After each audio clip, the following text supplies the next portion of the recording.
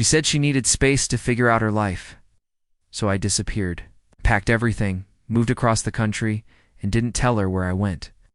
But now, months later, she's outside my building, sleeping in her car, after finding out I was about to propose. And I don't know if I should open the door or keep it locked forever. When I first met her, it felt like everything in my life finally made sense. She was the kind of person who could light up an entire room without even trying, and being with her made me feel like I had finally found where I belonged. Our relationship wasn't perfect, but it was real, and for years I built my life around her. We shared routines, laughter, and the quiet comfort of simply existing together. I thought we were moving in the same direction, toward something permanent, toward forever. I had been saving for months, tucking away every dollar I could, so I could buy her the ring she deserved. I pictured the look on her face when I'd finally get down on one knee. I pictured her saying yes. For the first time in a long time, I believed in the idea of a future I could touch. But then, slowly, things began to shift. She grew restless. Little cracks started to form in the way she spoke, the way she avoided eye contact, the way she'd drift away even when she was sitting right next to me. At first I thought it was stress, or maybe something small I could fix. But the truth was heavier than that. When I asked her directly what was going on, she told me she needed space, not because she stopped loving me, but because she needed time to figure out who she really was. Those words tore through me. How could someone I was ready to marry suddenly need to figure out if she even wanted me in her life? The word break echoed in my head like a sentence I couldn't escape from. At first, I tried to be understanding. I told myself that maybe she really did need time, that maybe stepping back for a little while would help her realize what we had was worth holding on to. But the reality was far colder than that. The days turned into weeks, and the silence between us grew unbearable. The texts stopped coming. Phone calls felt forced, short, and filled with awkward pauses. She sounded like a stranger on the other end of the line, and I started to wonder if she was already halfway out the door emotionally. Meanwhile, that engagement ring sat hidden in my drawer, a constant reminder of everything I was ready to give. Her and everything she was now pulling away from. I would open the drawer sometimes, hold the box in my hands, and feel my chest tighten at the thought of proposing to someone who wasn't sure she even wanted me. That's when it hit me.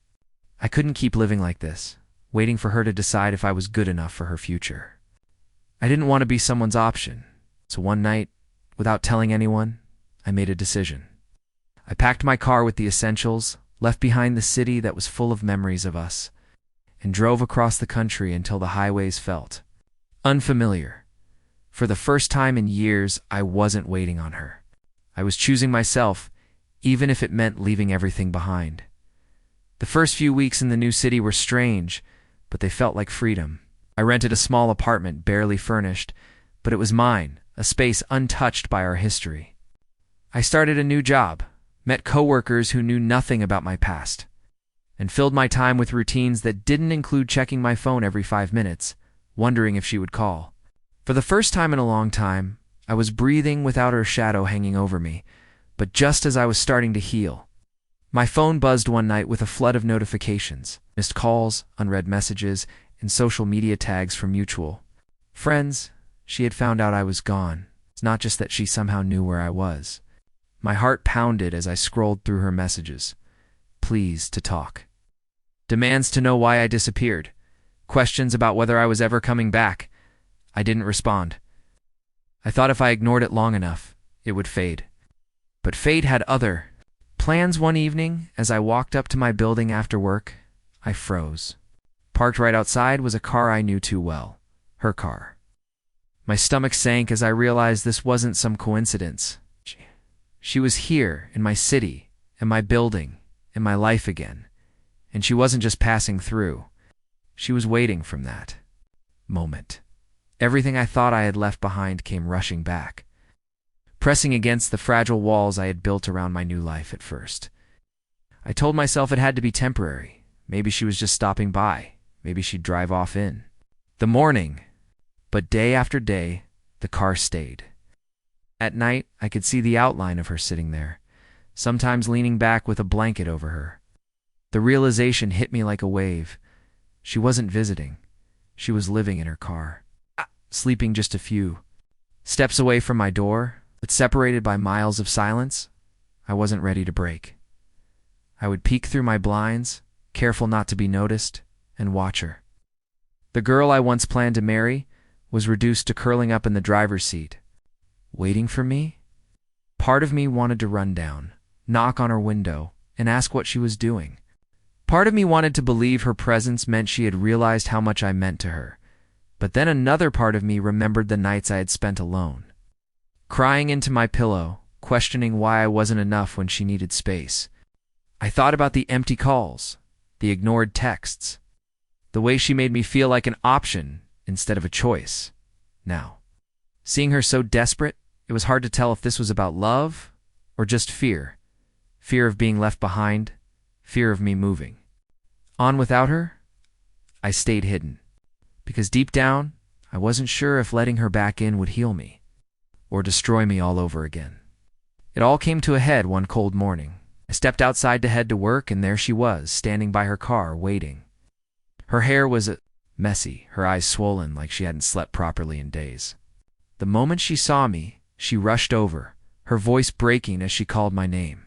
She told me she knew about the ring. My heart nearly stopped. She said she had found out from a mutual friend that before she asked for a break, I had been planning to propose. Her voice trembled as she admitted she had panicked, that she didn't know what she wanted then, but now she was certain. She said she made a huge mistake, that all she wanted was me. For a moment, hearing those words, my chest ached with the ghost of what I used to feel. But as I looked at her, shivering, desperate, clinging to words she should have said months ago, something shifted inside me. It wasn't love that brought her here, it was fear.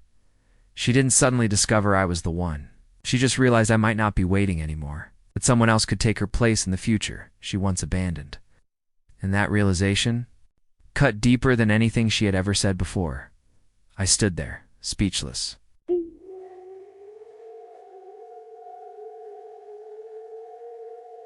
I had spent months trying to heal from her silence, and now her words felt less like love and more like a plea not to be left behind. And in that moment, I knew love born from fear isn't love at all. After that confrontation, I didn't know what to say. I wanted to comfort her, to explain how much she had hurt me, to tell her that love isn't supposed to feel like a chase, but no words came out. I just stood there, watching her trembling in the cold. I felt something I hadn't expected, a clarity that cut through all the confusion, anger, and lingering love. I realized that letting her back in wouldn't solve anything. It wouldn't erase the months I spent in silence, wondering if I was enough, or the nights I cried alone, imagining the proposal that would never happen. Love isn't supposed to be a test of endurance, a trial where only one person bears the weight. It's supposed to feel like home, not like a battlefield. That night, I went back upstairs, closed the door, and sat on the edge of my bed. Thinking about everything that had happened, her car was still outside, engine off, lights dimmed, but I didn't go down. For the first time, I made a decision not based on fear or hope, but on understanding. I couldn't force her to love me the way I wanted, and I couldn't let her fear dictate my life. Sometimes love stories don't end with proposals or reconciliation. Sometimes they end with doors closed, hearts aching, and the quiet understanding that letting go is the bravest thing you can do.